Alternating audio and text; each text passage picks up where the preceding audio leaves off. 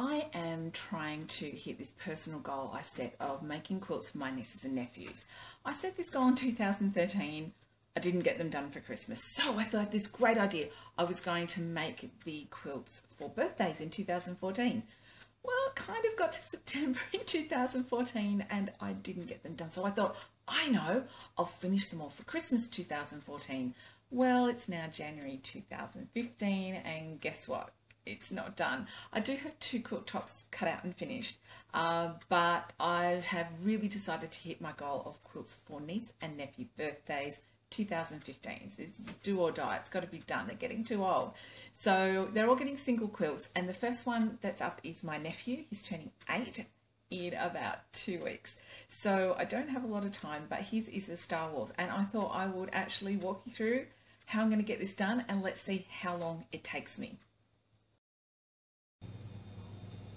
Okay, the next stage is now complete.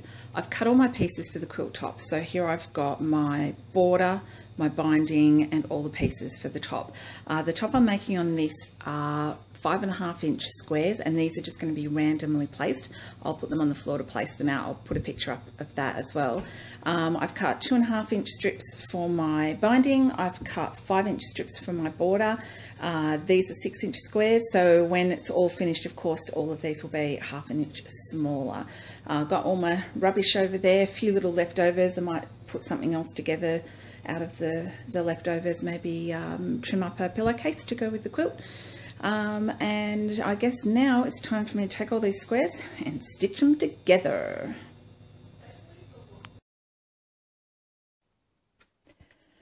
I am pretty much ready to sew. I decided not to iron just because it is the middle of summer and it's stinking hot. So I'm not going to iron until I absolutely have to.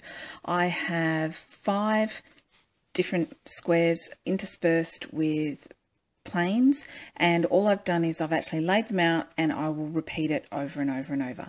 I am sewing with a dark grey thread just because it's kind of lights and darks. I didn't want to work with black, but I also didn't want to work with white. So my next task is let's get chain piecing. Oh please let me get these all up the right way. Wish me luck.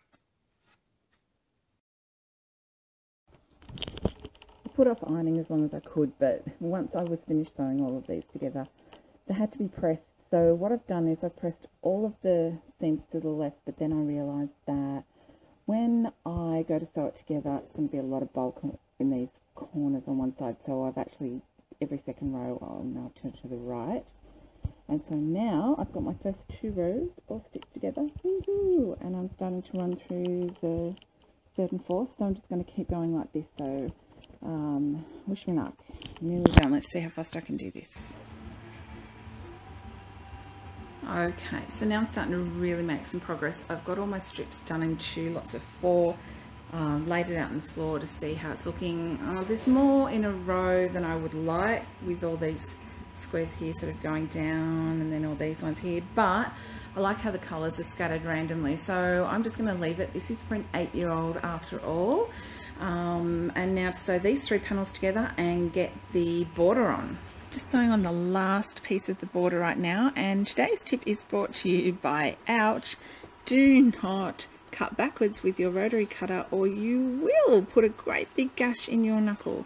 So handy hint, be careful with your rotary cutter and don't try and cut backwards with it. Take the time to walk around the other side of the table or turn your project around. Alright, on I go. This is the last piece of the border and then the whole top will be finished, and then I've just got the binding to do.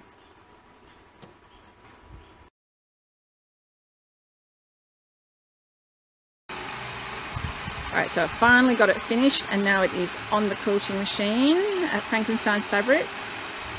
Just going for a nice stipple all over it so that it can stand up to some wear and tear, but not so that it's puffy.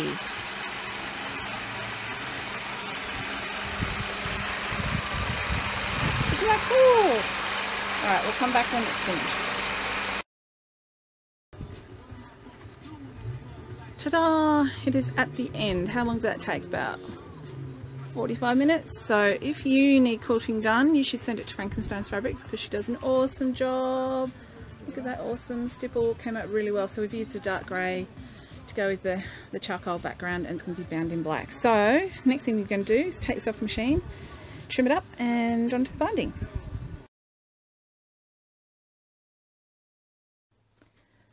Nearly at the finish line. I trimmed up my quilts. I've taken all the excess wadding and backing off. So now the border is about 4.5 inches wide, just a tad over that. I'll take up that extra 1/4 inch in the seam here. Here is my binding. I just have to take this to the iron and actually press it in half like this. And then I'll be ready to stitch that on. While I was finishing off the quilt, I actually wound that around my 6-inch ruler just to keep it all in one place and not getting all crushed and so on and so forth. So I'm going to give this a press and get the beginning of it pinned on, and I'll show you the binding process. Okay, what I've done is I've left a loose end, and that's so that I can join the binding up when I get to the other end and it will look fabulous. But what I've also done is just roughly held this around the border of the quilt to make sure that none of the areas that have a seam in them, like this, end up on a corner, or it makes it a little tricky to do corners. So I'm going to start stitching on this binding. I'm working on the back with my 1/4 inch foot, and then when I'm done, the binding will flip around onto the front. I'm going to top stitch on the front. I'm not hand stitching this because it needs to be really strong for wear and tear with kids. So I'm going to machine sew all of this binding on, and I just like the neater finish when I start on the back and then finish off on the front. So you will join me when I get to a corner. All right, I'm at the corner now. Hopefully this angle works for you. I've actually stopped with my needle down close to as close to a 1/4 inch out as I can gauge. Okay, now I want to point out that yes, I probably should be using a walking foot for this because I'm going through quite a few layers.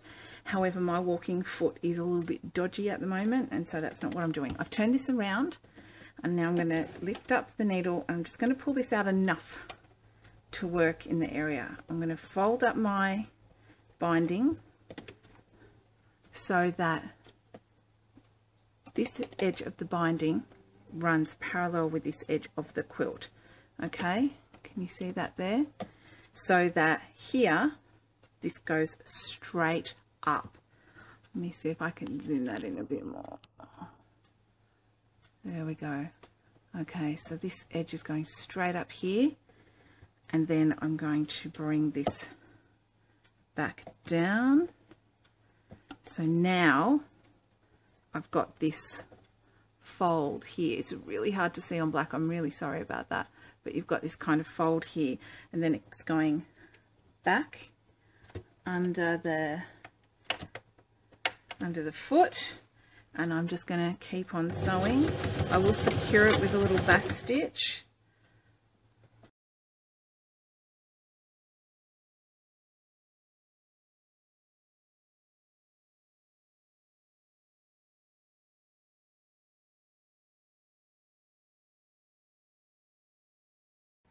I'm really sorry about the last part of that video. It kind of glitched a little bit and I lost some of the footage. But I just want to catch you up. It has been my nephew's birthday and I've wrapped up his quilt and given it to him, and he loves it. My hope is that he will use it a lot during the winter, and it's something that'll grow with him. He'll keep it probably, you know, until it falls to pieces. So if you're thinking of making a quilt, I highly recommend it. That was a really simple one to do. There are some things you need to know about quilt making, so if you have a class near you, definitely sign up and do one. I got a lot of help from Marnie at Frankenstein's Fabrics, so I highly recommend her. She's great on the long arm. She knows heaps. She taught me pretty much everything I know about quilting, and she's super helpful and knowledgeable. She's got a few goodies in her shop as well that come in handy when you're quilting. So if you do make a quilt and you blog about it or Instagram it or Flickr it or Pinterest it or whatever, pop a link below. I would really love to have a look, and I hope that if you make a quilt for a child in your life that they love it as much as my nephew does. And now on to the next quilt. I've got a niece's birthday coming up real soon, so stay tuned. Thanks, bye for now.